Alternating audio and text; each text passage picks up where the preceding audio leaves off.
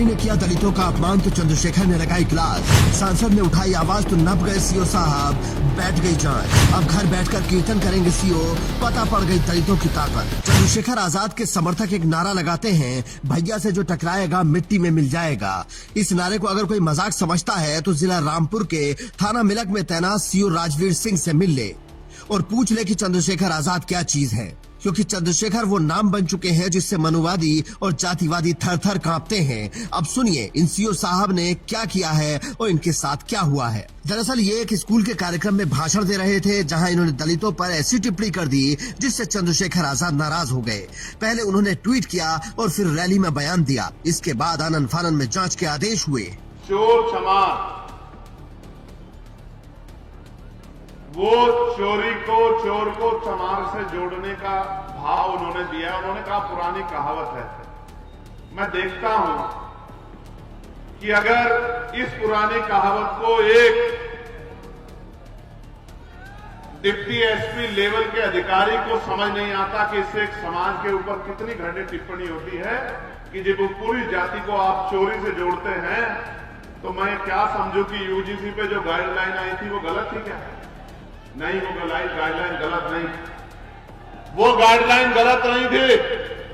वो गाइडलाइन इसलिए गलत नहीं थी क्योंकि आज भी केंद्रीय विश्वविद्यालयों में, सरकारी दफ्तरों में, एम्स में, मेडिकल कॉलेज में, कृषि विद्यालयों में और प्राइमरी स्कूल से लेकर इंटर कॉलेज में दलितों, पिछड़ों, आदिवासियों के साथ जाति धर्म के आधार पर गैर बराबरी और जुल्म जाति की जाती है। ये सत्य है, ये सत्य है, ये सत्य है और ये सत्य छिपाने से नहीं छिपेगा और चंद लोगों के विरोध से नहीं दबेगा। मेरी बात को आप याद रखना। चंद्रशेखर आजाद ने जैसे ही ये मुद्दा उठाया, पूरे पुलिस विभाग में हड़कंप मच गया और कहा गया कि अब ये अफसर नहीं बचेगा, क्योंकि उन्होंने जो कुछ कहा है वो उनकी जातिवादी कुंठा को दर्शाता है। अगर उन्होंने वो जानबूझकर कहा है तो बड़ी सोचने वाली बात है कि एक पुलिस अधिकारी की सोच कैसी है, और अगर ये उन्होंने अनजाने में कहा है तो और भी ज्यादा सोचने की बात है। अच्छी थी, लेकिन कुछ बच्चे पास आउट हो गए। यदि वो होते तो हमारी टीम बिल्कुल जीतती, लेकिन इनकी टीम ने भी बहुत बढ़िया गेम खेला, बहुत अच्छा किया। और क्या कहते हैं ना, हमारे यहाँ कहावत है, बहुत पुरानी है, आप लोग समझते कि नहीं समझते हैं, हमारे यहाँ देसी गांव की, कि पहल हाथ सरदारों का, बाकी चोर चमारों का। मतलब पहला जो गोल मार लिया वही सरदार है। ठीक है, तो मैं किसी की अब सोचिए, एक अधिकारी इस लेवल पर जाकर जातिवादी हो सकता है तो यूनिवर्सिटी में आने वाले छात्र जातिवादी नहीं हो सकते, जिनको पता ही ना हो कि जातिवादी होना क्या होता है।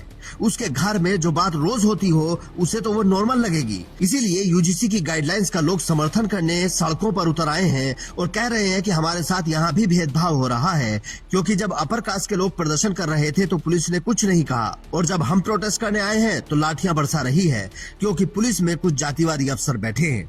हम लोग को बहुत बुरी तरीके से मारा पीटा गया है। हमारे एक साथी को बहुत गंभीर चोट भी आ गई है।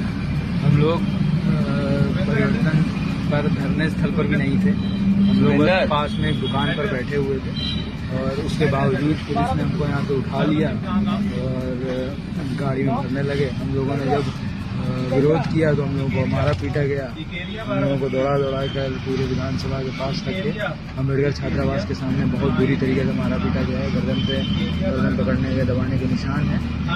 मेरा सभी साथियों से निवेदन है कि आप लोग इको गार्डन जल्द से जल्द पहुँचें, क्योंकि हमारी जान को खतरा है और हम पे कोई भी तरह का मुकदमा लगाया जा सकता है।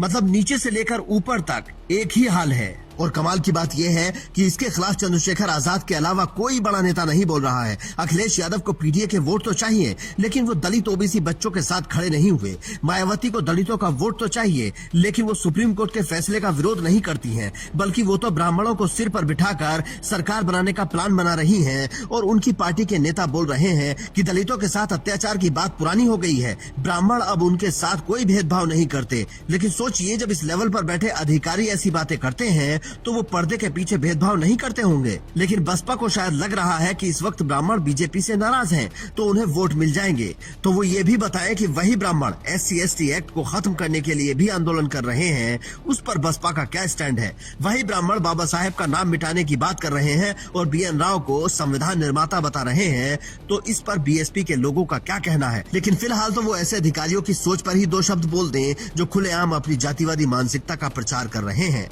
आप भी कमेंट करके अपनी राय रख सकते हैं और बता सकते हैं कि ऐसे अधिकारियों को क्या सजा मिलनी चाहिए। Bureau report, India news.